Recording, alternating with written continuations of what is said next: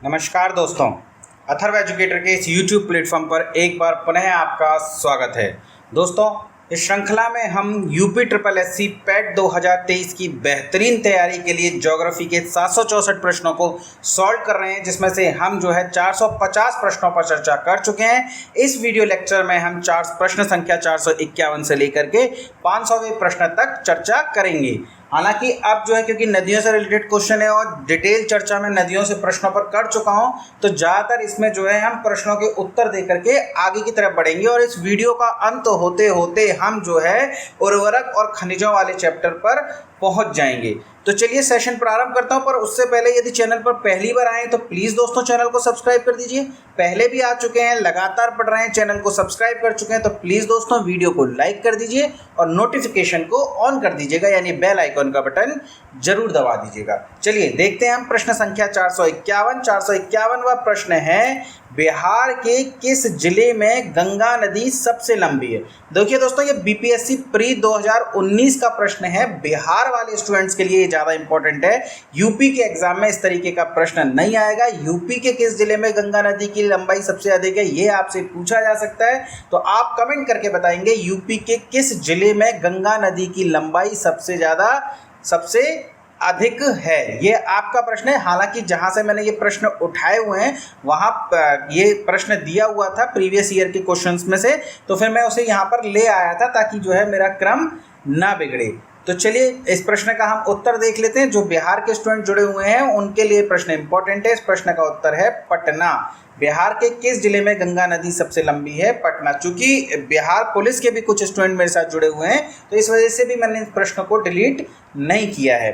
ठीक है, तो बिहार के किस जिले में गंगा नदी सबसे लंबी है? तो पटना जिले में गंगा नदी सबसे लंबी है। ब्रह्मपुत्र नदी का बहाव क्षेत्र है।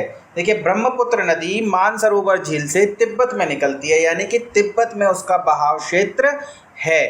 तिब्बत के उपरांत वो नामचा बरवा दर्रे से यू टर्न मारती है और यांग्याप दर्रे से भारत में प्रवेश करती है। इसका मतलब है कि भारत में उसका बहाव क्षेत्र है और भारत में अरुणाचल प्रदेश और असम राज्यों में बहने के बाद वह बांग्लादेश में प्रवेश कर जाती है और बांग्लादेश में इसे जमुना के नाम से जाना जाता है। ध्यान रखिएगा, गंगा को कहते हैं पद्मा और ब्रह्मपुत्र को कहते हैं जमुना। कहाँ पर कहते हैं? बांग्लादेश में। बांग्लादेश में ब्रह्मपुत्र को जमुना कहा जाता है, यानी तिब्बत, बांग्लादेश और भारत में इसका बहाव क्षेत्र है। चीन, अगर तिब्बत ऑप्शन में नहीं होता तो हम मान लेते क्योंकि तिब्बत पर चीन का अधिकार है, पर अलग से दिया हुआ है तिब्बत चीन, तो चीन का जो मेन चीन है वहां पर ब्रह्मपुत्र नदी का बहाव क्षेत्र नहीं है। इस वजह से इस प्रश्न का जो उत्तर है वो बी न होकर के क्या हो जाएगा? वो हो जाएगा दोस्तों ए। चलिए आगे देखते हैं। जल स्तर के नीचे कठोर चट्टानों की परतों के बीच भूजल क्या कहलाता है? ग्लेशियर। ग्लेशियर तो बर्फ के रूप में पहाड़ों पर जमा पानी है। गर्म पानी का झरना या गीजर, ये भी नहीं होगा। इस प्रश्न का उत्तर क्या होगा दोस्तों? जलभृत। जलभूत नहीं, इसको ऐसे लिखते हैं, जलभृत। तो ये हमारे प्रश्न का उत्तर हो जाएगा डी, यानी कि जलभृत।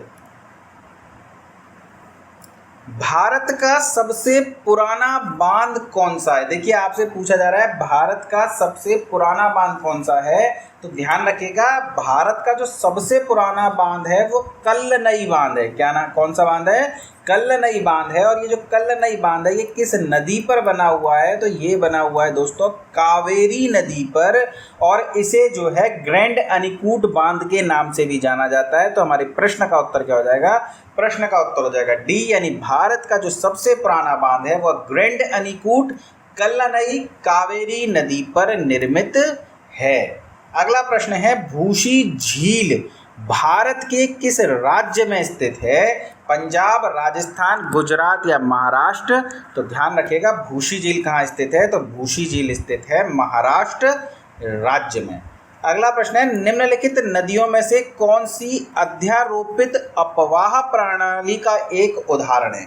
देखिए अध्यारोपित अपवाह प्रणाली क्या होती है? अध्यारोपित अपवाह प्रणाली वो होती है जिसमें चट्टानों की उच्च शैल स्तरों पर पहले निर्माण होता है नदी प्रणाली का और उसके बाद निम्न शैल स्तरों पर। तो अगर इसमें से देखा जाए कि क्या अध्यारोपित अपवाह प्रणाली का उदाहरण कौन है? गोमती, ब्रह्मपुत्र, स्वर्ण रेखा या गंगा। तो स्वर्ण रेखा नदी जो है अध्यारोपित अपवाह प्रणाली का एक अच्छा उदाहरण है। याद रखिएगा, इस नदी को लेकर के कई बार पूछा गया है। स्वर्ण रेखा नदी जो है अध्यारोपित अपवाह प्रणाली का एक अच्छा उदाहरण है। ठीक है, चलिए आगे देखते हैं अगला प्रश्न। निम्नलिखित में से कौन गंगा नदी की सहायक नदी नहीं है? तो गंगा नदी की हमने कई सहायक नदियां देखी थी, सोन, रामगंगा, काली गंगा, पेन गंगा। तो इसमें से सोन जो है गंगा नदी की सहायक नदी है, रामगंगा भी गंगा की सहायक है, काली भी गंगा की सहायक है, जबकि पेन गंगा, प्राणहिता, वर्धा, इंद्रावती ये सभी किसकी सहायक हैं दोस्तों? ये सभी गोदावरी की सहायक हैं। यानी पेन गंगा जो है वह गंगा नदी की सहायक नदी नहीं है। चलिए आगे। नासिक, त्रयंबक, भद्राचलम के तीर्थ स्थल निम्नलिखित में से किस नदी के तट पर स्थित हैं? देखिए भद्राचलम आपको ना भी पता हो तो नासिक, चूंकि 12 ज्योतिर्लिंगों में से एक है और नासिक के पास ही त्रयंबक की पहाड़ियों से गोदावरी नदी का उद्गम होता है। तो नासिक और त्रयंबक किस नदी के किनारे स्थित है? तो गोदावरी। बाकी भद्राचलम का भी आप ध्यान रखिएगा, नासिक, त्रयंबक और भद्राचलम की जो तीर्थ स्थल है या किस नदी के किनारे स्थित हैं? तो ये स्थित है गोदावरी नदी के किनारे पर। चलिए अगला प्रश्न देखते हैं, प्रश्न संख्या 460। निम्नलिखित में से किस नदी तंत्र में वर्धा नदी महत्वपूर्ण नदियों में से एक है?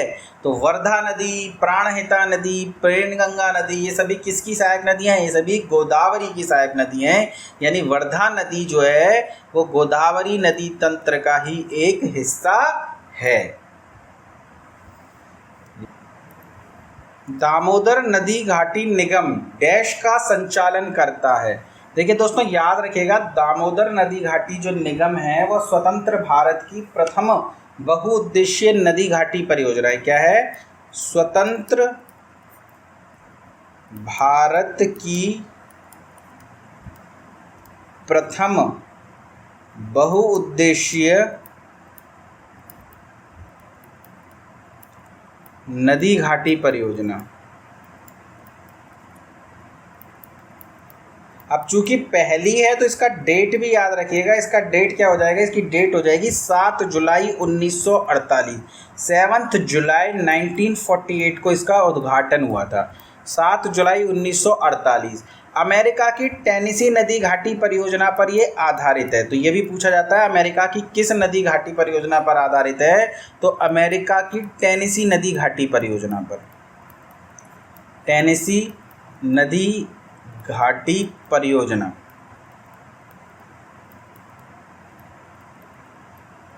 पर आधारित।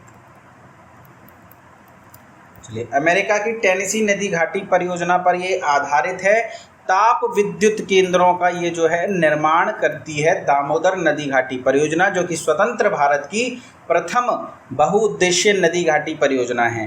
ध्यान रखिएगा, दामोदर नदी को बंगाल का शोक कहते हैं।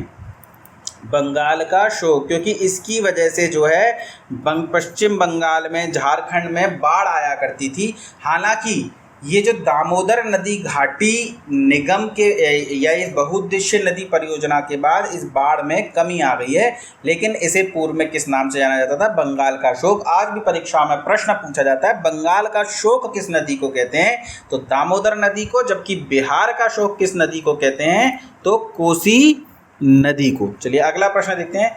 कौन सी नदी जोग जलप्रपात बनाती है जिसे गरसोमपा जलप्रपात भी कहा जाता है? तो इस प्रश्न की चर्चा हम पूर्व में भी कर चुके हैं। कर्नाटक में शरावती नदी पर जोग जलप्रपात स्थित है, जिसे गरसेम्पा जलप्रपात या महात्मा गांधी जलप्रपात के नाम से भी जाना जाता है। महात्मा गांधी जलप्रपात।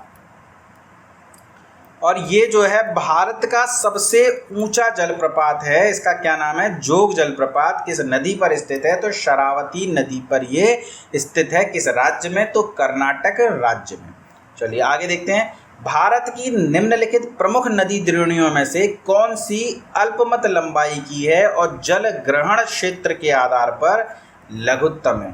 देखिए दोस्तों, ये प्रश्न आया हुआ है असिस्टेंट कमिश्नर 2018 में। किसमें आया हुआ है? असिस्टेंट कमिश्नर 2018 में। तो ध्यान रखिएगा, इसमें से साबरमती नदी का जो लंबाई है वो सबसे कम है और जल ग्रहण जो क्षेत्र है वो अभी साबरमती नदी का ही इन नदियों में से सबसे कम है। चलिए आगे देखते हैं। निम्नलिखित में से कौन सी नदी पश्चिम की ओर बहती है? देखिए पश्चिम की ओर गोदावरी बंगाल की खाड़ी में अपना जल विसर्जित करती है, इसका मतलब पूर्व की ओर बहती है। पेरियार नदी अरब सागर में अपने जल का विसर्जन करती है, यानी कि ये जो है पश्चिम की ओर बहती है। जबकि तुंगभद्रा और कावेरी भी पूर्ववर्ती नदियां हैं, यानी कि पेरियार कैसी हो जाएगी? पेरियार पश्चिम की ओर बहने वाली नदी है। केरल की महत्वपूर्ण नदी है पेरियार नदी, जिस पर पेरियार बांध भी बनाया गया है। तो पेरियार बांध किस राज्य में स्थित है अगर पूछा जाए तो केरल में स्थित है। चलिए, निम्नलिखित नदियों में से कौन पश्चिमी घाट से नहीं निकलती है? तो पश्चिमी घाट से गोदावरी नदी निकलती है दोस्तों। ताप्ती या तापी ये पश्चिमी घाट से नहीं निकलती बल्कि सतपुड़ा की पहाड़ियों से निकलती है, बैतूल जिले से निकलती है मध्य प्रदेश के। इस पर उकाई बांध स्थित है गुजरात राज्य में। तो इस प्रश्न का उत्तर क्या हो जाएगा? तापी। जबकि कावेरी और कबाम नदियां भी पश्चिमी घाट से ही निकलती हैं। कावेरी नदी की बात करें तो ब्रह्मगिरी की पहाड़ियों से कावेरी नदी का उद्गम होता है। चलिए अगला प्रश्न है, नर्मदा और तापी डैश की ओर बहने वाली नदियां हैं। कई बार हमने पढ़ लिया, अब तक तो मुझे लगता है कि अब एग्जाम में आया और किसी से गलत हो गया तो फिर तो क्या ही करूं मैं। नर्मदा और तापी जो है पश्चिम की ओर बहने वाली नदियां हैं। अगला है, आंध्र प्रदेश के दक्षिणी भाग में स्थित कोलेरू झील दो नदियों के डेल्टा पर स्थित हैं। वे नदियां कौन सी हैं? क्या हो जाएगा प्रश्न का उत्तर? प्रश्न का उत्तर हो जाएगा गोदावरी और कृष्णा। यानी आंध्र प्रदेश के दक्षिणी भाग में जो कोलेरू झील स्थित है वह किन नदी डेल्टाओं पर स्थित है? वो है गोदावरी नदी और कृष्णा नदी के डेल्टा पर स्थित। चलिए आगे देखते हैं। निम्नलिखित में से कौन सी नदी सप्त सिंधु क्षेत्र में फैल जाती है और बाद में सूख जाती है? देखिए झेलम तो नहीं सूखती ना, चिनाब भी नहीं सूखती, यमुना भी नहीं सूखती। एक है ये सरस्वती नदी। सरस्वती नदी हमें पता है अदृश्य नदी है। तो कौन सी नदी सप्त सिंधु क्षेत्र में फैल जाती है और बाद में सूख जाती है? तो वो नदी कौन सी हो जाएगी? वो हो जाएगी दोस्तों सरस्वती नदी। निम्नलिखित में से कौन एक ज्वारीय बंदरगाह है? विशाखापट्टनम, कांडला, तूतीकोरिन या चेन्नई? तो दोस्तों ज्वारीय बंदरगाह पूछे तो कांडला बंदरगाह एक ज्वारीय बंदरगाह है जो कि गुजरात राज्य में स्थित है। और वर्तमान में इसका नाम क्या है? वर्तमान में इसका नाम है दीनदयाल उपाध्याय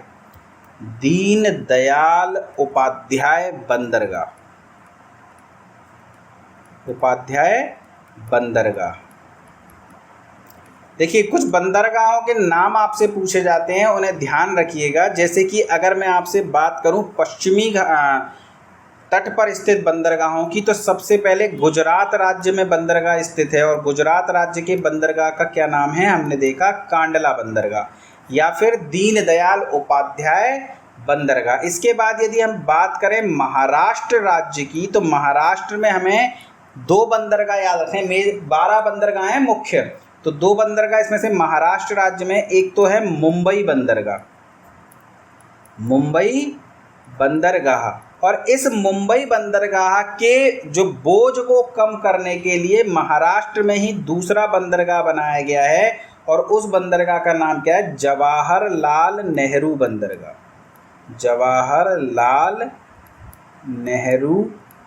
बंदरगाह।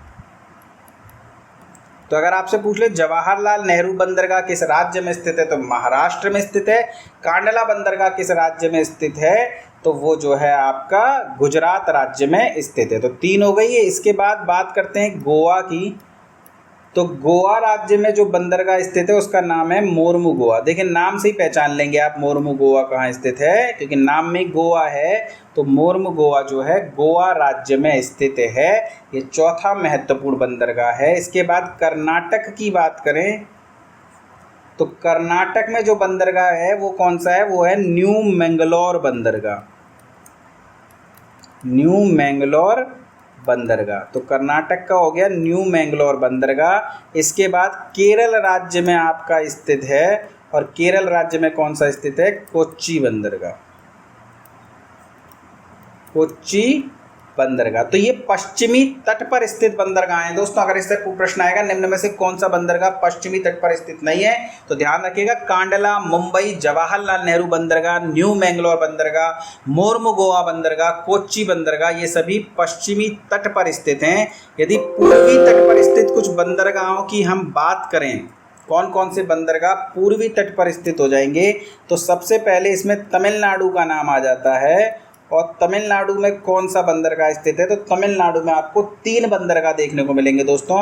एक का नाम है चेन्नई बंदरगाह, चेन्नई पोर्ट या चेन्नई बंदरगाह। इसके अलावा एक देखने को आपको मिलेगा तूतीकोरिन, तूतीकोरिन। और तीसरा मिलेगा दोस्तों आपको कामराज पोर्ट। तो ध्यान रखिएगा तूतीकोरिन बंदरगाह, कामराज पोर्ट बंदरगाह, चेन्नई बंदरगाह किस तट पर स्थित हैं? तो कोरोमंडल तट तमिलनाडु में स्थित हैं। तट से भी पूछा जा सकता है, सौराष्ट्र के तट पर कौन सा स्थित है, कन्नड़ तट पर कौन सा है। तो आपको तट भी बताए गए हैं और आपको अब बंदरगाह भी बताए जा रहे हैं, तो आप जो है प्रश्न का उत्तर दे पाएंगे। बात करें आंध्र प्रदेश की, तो आंध्र प्रदेश में विशाखापट्टनम बंदरगाह है।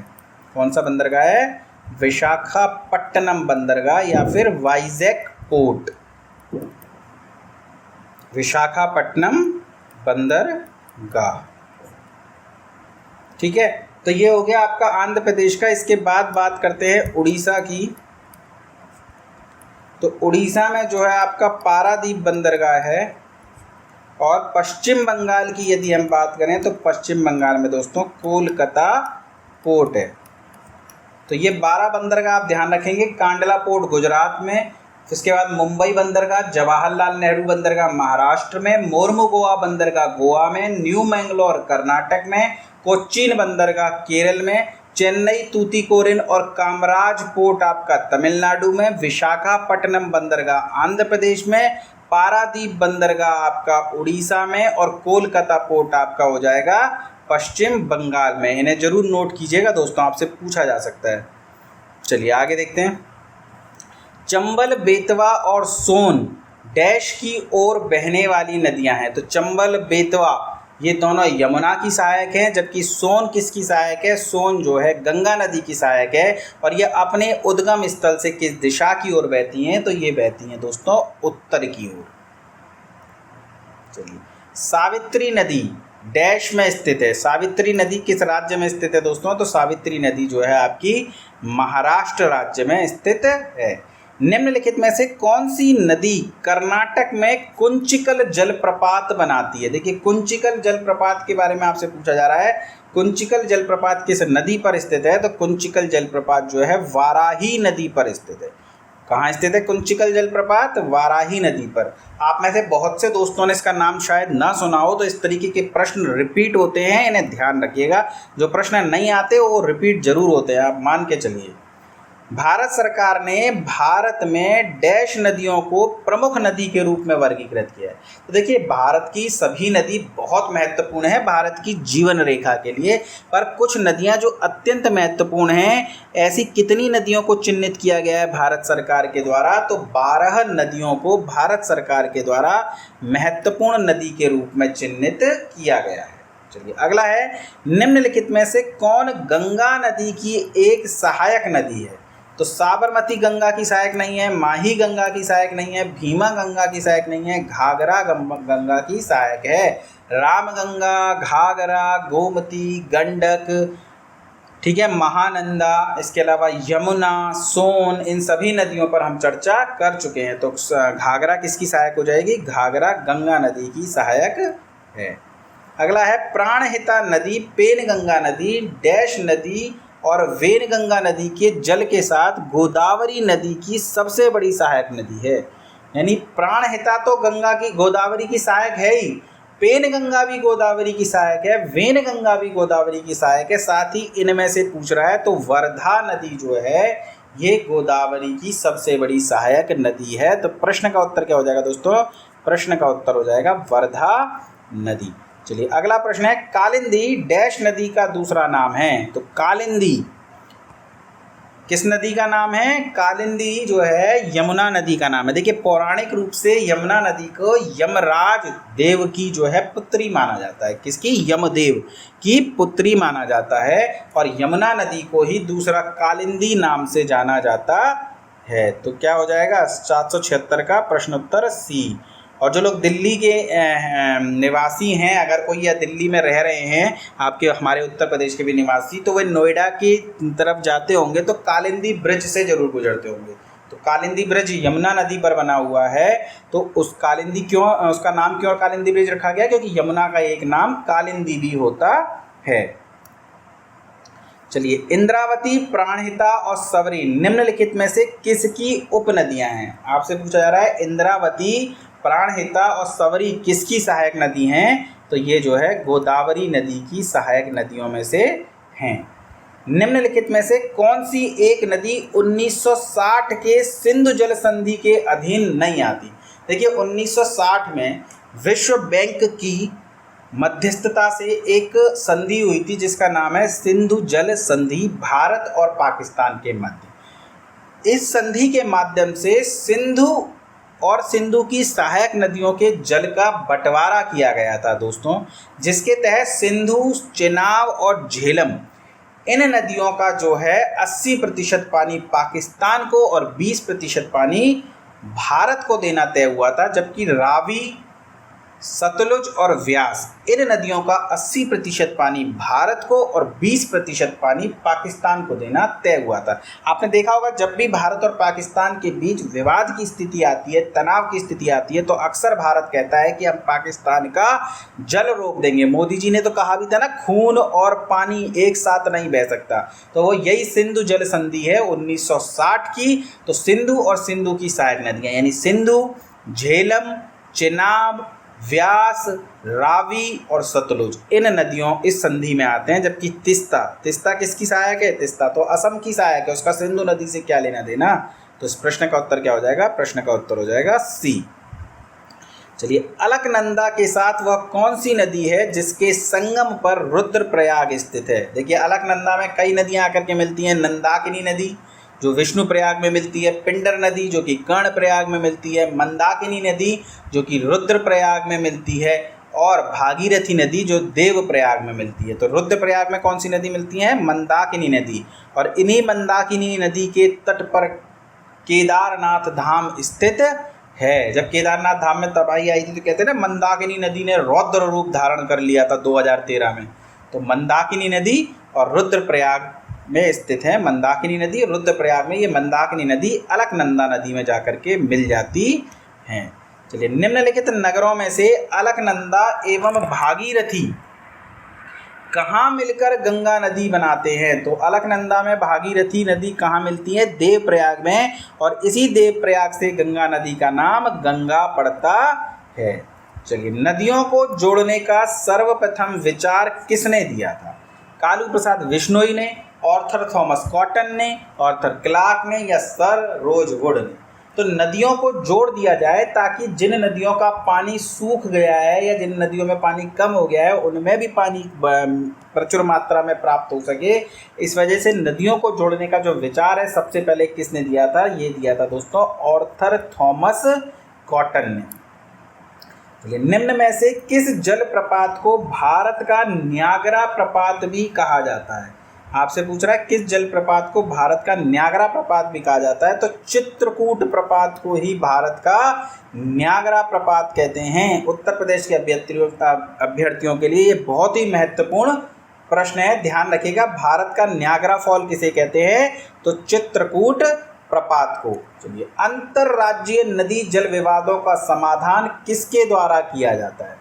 तो अंतरराज्यीय नदी जल विवाद है यानी कि दो राज्यों के बीच में ये विवाद होना है, तो राज्य तो इस विवाद को निपटाएंगे नहीं। तो अंतरराज्यीय नदी जल विवाद का निपटारा केंद्र सरकार द्वारा किया जाता है।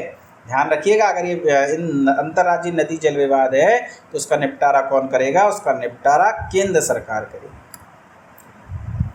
गंगा नदी की किस उत्तरी तट की सहायक नदी कालीगंडक, अच्छा इसमें ध्यान रखिएगा, यहाँ पे उच्चतम न्यायालय भी लिख रहा हो तो उसको भी मत टिक कर दीजिएगा, केंद्र सरकार, ठीक है, ध्यान रखिएगा। यहाँ पे कहीं आप सोचे सुप्रीम कोर्ट करेगी, नहीं। गंगा नदी की किस उत्तरी तट की सहायक नदी काली गंडक और त्रिशूल गंगा नामक दो धाराओं से मिलकर बनी है? तो काली गंडक और त्रिशूल गंगा नाम की दो धाराओं के रूप में उद्गम होता है किस नदी का? गंडक नदी का। और जब ये दोनों धाराएं मिल जाती हैं तो नदी का नाम क्या पड़ जाता है? नदी का नाम पड़ जाता है गंडक। चलिए, भारत और रिक्तस्थान ने फरवरी 2021 में शहतूत बांध बनाने के लिए एक समझौते पर हस्ताक्षर किए थे। तो शहतूत बांध कहाँ स्थित है? तो शहतूत बांध स्थित है दोस्तों अफगानिस्तान में। किसने बनाया है? तो भारत ने बनाया है। समझौता कब हुआ था? फरवरी 2021 में। याद रखिएगा, शहतूत बांध कहाँ स्थित है? शहतूत बांध आपका अफगानिस्तान में स्थित है। अगला प्रश्न है, स्वतंत्र भारत का पहला नदी बांध इनमें से किस नदी पर बनाया गया है? तो हमने चर्चा कर ली, दामोदर नदी घाटी परियोजना स्वतंत्र भारत की पहली नदी घाटी परियोजना है। तो किस नदी पर बनाया गया है? तो ये बनाया गया दामोदर नदी पर। 7 जुलाई 1948 को इस नदी घाटी परियोजना का उद्घाटन किया था। अमेरिका की टेनेसी नदी घाटी परियोजना पर आधारित है। निम्नलिखित में से कौन भारत का सबसे बड़ा ग्लेशियर है? भारत का ही नहीं बल्कि एशिया का भी सबसे बड़ा ग्लेशियर कौन सा है? सियाचिन ग्लेशियर। ऑपरेशन मेघदूत याद है या भूल गए? याद रखिएगा दोस्तों, भूला मत कीजिए। चलिए, कर्नाटक और तमिलनाडु के बीच जल बंटवारे के पुराने मुद्दे को हल करने के उद्देश्य से 1990 के जल विवाद न्यायाधिकरण के साथ निम्नलिखित में से किस नदी का नाम जुड़ा है? देखिए, कर्नाटक और तमिलनाडु के बीच में जब भी कोई नदी जल विवाद आपसे पूछा जाए तो ध्यान रखिएगा वो नदी जल विवाद कौन सा होगा? वो होगा दोस्तों कावेरी नदी। मुख्यतः ये विवाद कर्नाटक और तमिलनाडु के बीच में है, पर यदि पूरी पार्टीज पढ़ी जाए तो कर्नाटक, तमिलनाडु, केरल और पुडुचेरी के मध्य विवाद स्थित है। इस विवाद के निपटारे के लिए 1990 में एक ट्रिब्यूनल का भी गठन किया गया था। तो प्रश्न का उत्तर क्या हो जाएगा? प्रश्न का उत्तर हो जाएगा डी। नर्मदा नदी का उद्गम स्थल कौन सा है? तो नर्मदा नदी कहाँ से निकलती है? अमरकंटक की पहाड़ियों से। भारत में, चलिए अब खनिज के क्वेश्चन प्रारंभ हो गए हैं और अगली वीडियो में मुख्यतः खनिज के ही क्वेश्चन चलेंगे। भारत के इनमें से किस राज्य में यूरेनियम का सबसे बड़ा भंडार है? आपसे पूछा जा रहा है यूरेनियम का सबसे बड़ा भंडार किस राज्य में है? तो यूरेनियम का सबसे बड़ा भंडार है दोस्तों आंध्र प्रदेश राज्य में। निम्नलिखित में से कौन सा खनिज नदियों, जल निक्षेप और तट पर विशेष रूप से समुद्री तटों में नहीं पाया जाता? यानी आपसे पूछ रहा है ऐसा कौन सा खनिज है जो नदियों के तटों में, समुद्री तटों में नहीं पाया जाता, आपको वो बताना है। तो ध्यान रखिएगा दोस्तों, टिन पाया जाता है, बॉक्साइट नहीं पाया जाता, प्लेटिनम और सोना भी नदियों के तटों में और समुद्र तटों में पाया जाता है। तो प्रश्न का उत्तर क्या हो जाएगा? प्रश्न का उत्तर हो जाएगा बॉक्साइट। बॉक्साइट किसका अयस्क है? तो एल्यूमिनियम का अयस्क है। भारत में अधिकांश क्रोमाइट भंडार कहाँ पाए जाते हैं? क्रोमाइट के भंडार भारत में सबसे ज़्यादा कहाँ पर हैं? तो क्रोमाइट के जो भंडार हैं भारत में सबसे ज़्यादा वो उड़ीसा राज्य में स्थित हैं। निम्न में से कौन लोहे का अयस्क नहीं है? तो बॉक्साइट लोहे का अयस्क नहीं है, बाकी मैग्नेटाइट, लिमोनाइट, टेमेराइट ये सभी किसके हैं? ये सभी लोहे के अयस्क हैं। बॉक्साइट किसका अयस्क है? बॉक्साइट एल्यूमिनियम का अयस्क है। भारत के किस राज्य में माफ कीजिएगा दोस्तों, भारत के किस राज्य में सबसे पुराना और सबसे बड़ा तेल क्षेत्र मौजूद है? गला सूख जाता है दोस्तों इतना बोलते बोलते, लेकिन जो है वीडियो पर न तो लाइक आ रहे हैं और ना ही उतने ज़्यादा व्यू आ रहे हैं। तो थोड़ा सा ध्यान दीजिए दोस्तों, शेयर वेयर कीजिए दोस्तों को, और जितने भी लोग देख रहे हैं प्लीज़ लाइक भी कीजिए ताकि मुझे भी थोड़ा मोटिवेशन मिले, थोड़ा अच्छा लगे। चलिए, प्रश्न है, भारत के किस राज्य में सबसे पुराना और सबसे बड़ा तेल क्षेत्र मौजूद है? तो सबसे पुराना और सबसे बड़ा तेल क्षेत्र किस राज्य में है? ये है दोस्तों असम राज्य में। निम्नलिखित में से किस राज्य में सबसे अधिक कोयला भंडार है? ये याद करने पड़ेंगे दोस्तों आपको। सबसे ज़्यादा कोयले के भंडार अगर पूछ ले आपसे किस राज्य में है तो वो फिर झारखंड राज्य उस प्रश्न का उत्तर हो जाएगा। सिंह भूमि खान किस राज्य में स्थित है? देखिए, सिंह भूमि खान झारखंड में ही स्थित है। किसकी खान है? तो कोयले की खान है। किस भारतीय राज्य में सबसे अधिक अभ्रक भंडार पाए जाते हैं? देखिए, अभ्रक के भंडार सबसे ज़्यादा कहाँ पाए जाते हैं? तो अभ्रक के भंडार सबसे ज़्यादा आंध्र प्रदेश राज्य में पाए जाते हैं। कोटेश्वर जल विद्युत परियोजना डैश नदी पर स्थित है? देखिए, कोटेश्वर जल विद्युत परियोजना एसएससी सीजीएल 2022 में पूछा गया। इसके साथ ही उत्तर प्रदेश के भी कई एग्जामों में ये पूछा गया है। कोटेश्वर जल विद्युत परियोजना किस नदी पर स्थित है? तो ये स्थित है दोस्तों भागीरथी नदी पर।